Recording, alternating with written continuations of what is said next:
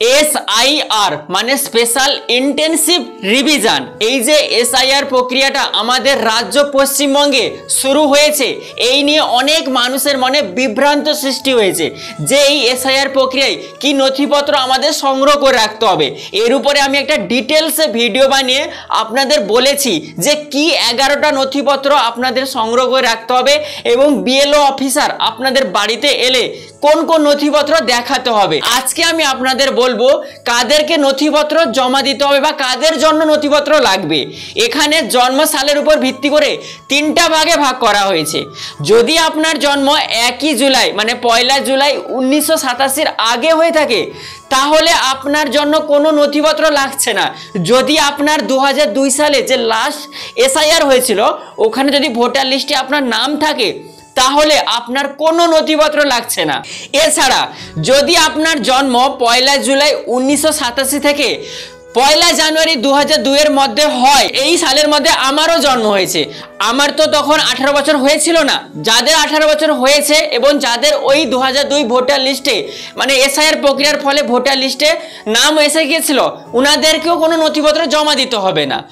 But যাদের 18 বছর হয়েছিল না তাদের ক্ষেত্রে কি হবে, ওনাদের বাবা মা বা অভিভাবকদের যদি ওই লাস্ট SIR মানে 2002 SIR এ যদি ওনাদের ভোটার লিস্টের নাম থাকে তবেও তাদেরকেও কোনো নথিপত্র জমা দিতে হবে না। এখন কথা হচ্ছে যে নথিপত্র তাদের দিতে হবে যাদের লাস্ট SIR মানে 2002 SIR প্রক্রিয়ায় ভোটার লিস্টের নাম ছিল না, উনাদেরকে অবশ্যই নথিপত্র জমা দিতে হবে। এই নথিপত্রের মধ্যে 11টা নথি আমি আপনাদের ভালো করে বলেছিলাম, যেগুলোর মধ্যে একটা শুধু লাগবে আপনার আর আপনার বাবা মায়ের জন্য একটা একটা করে নথিপত্র লাগবে। যদি লাস্ট SIR মানে 2002 SIR এ আপনার বাবা মায়ের নাম আছে তাহলে আর কোনো নথিপত্র লাগছে না। যদি নাম না থাকে তাহলে বাবা মায়ের তো একটা একটা করে নথিপত্র লাগবে, তার সাথে আপনারও ওই 11টার মধ্যে একটা নথিপত্র লাগবে। সেখানে আপনার বার্থ সার্টিফিকেট হতে পারে, সেটা আপনি যেখানে বসবাস করছেন ওই জায়গায় মানে ওই ঘর বাড়ির দলিল কাগজপত্র থাকে সেটাও দেখাতে পারবেন। এছাড়াও আপনার ম্যাট্রিকুলেশন পাস, স্বীকৃত বোর্ড থেকে আপনি মাধ্যমিক পাস করেছেন, সেটা রাজ্যের হতে পারে কেন্দ্রের হতে পারে, সেই সার্টিফিকেটটা আপনি দেখাতে পারবেন। এছাড়া আরও অনেকগুলো প্রমাণপত্র আমি আপনাদের বলেছিলাম, অবশ্যই ভিডিওটা গিয়ে দেখুন। এখন আজকে আমি আপনাদের ভালো করে বললাম যে কাদের নথিপত্র লাগবে। যাদের লাস্ট SIR এ উনার বাবা মা বা অভিভাবকদের নাম নেই উনাদেরই শুধু লাগবে। পরের ভিডিওতে আমি আপনাদের ভালো করে দেখাবো SIR প্রক্রিয়ায় যে আপনাকে ফর্মটা দেওয়া হবে ফর্ম 6, সেই ফর্মটাকে কিভাবে ফিল আপ করতে হবে। কারণ ফর্মটা ভালো করে না ফিল আপ করলে হয়তো আপনার ভোটার লিস্টে নাম আসবে না, মানে আপনি হয়তো অবৈধ ভোটার হিসাবে গণ্য হয়ে যাবেন।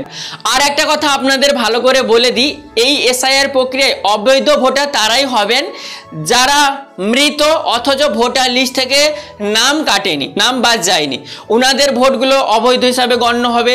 তাছাড়াও ভুয়ো ভোটার মানে এমন অনেকেই আছে যারা হয়তো এখন ওয়েস্ট বেঙ্গলে বসবাস করছেন না, বিভিন্ন রাজ্যে বা বিভিন্ন দেশে চলে গেছেন, ওগুলো তো ভুয়ো ভোটারের মধ্যে পড়ছে না, তো ওনাদের নামটা বাদ যাবে। 3 নম্বর হচ্ছে ডুপ্লিকেট, মানে হয়তো এমন অনেকে আছে যিনারা ওয়েস্ট বেঙ্গলেও ভোটার হিসাবে মানে গণ্য আছেন, মানে ভোট দেন, অন্যান্য রাজ্যে হয়তো বিহার বা দিল্লিতে মুম্বাইতেও থাকেন সেখানেও ভোট দেন, মানে এই যে ডুপ্লিকেট ভোটার এদের নাম বাদ যাবে, অবৈধ হিসাবে গণ্য হবে। এছাড়াও সব থেকে বড় পয়েন্টটা যেটা নিয়ে SIR প্রক্রিয়াটা শুরু হয়েছে সেটা হচ্ছে রোহিঙ্গা। যদি আপনারা বাংলাদেশ, পাকিস্তান, আফগানিস্তান বা অন্যান্য দেশ থেকে এসে ভারতে বসবাস করছেন অথচ ভারতের কোনো নথিপত্র নেই, মানে ভারতের নাগরিকত্ব বিলটা পাননি, অথচ আপনার ভোটার কার্ড হয়ে গেছে, আধার কার্ড হয়ে গেছে, তাহলে আপনার ভোটার কার্ডটাকে অবৈধ হিসাবে গণ্য করা হবে। তো এই 4টা বিষয়ে লোকেদেরকে অবৈধ ভোটার হিসাবে গণ্য করা হবে। আশা করি আমি আপনাদের ভালো করে বোঝাতে পেরেছি। এরপরেও যদি কোনো প্রশ্ন থাকে তবে আমার এই ভিডিওর কমেন্ট সেকশনে কমেন্ট করে জানাতে পারেন।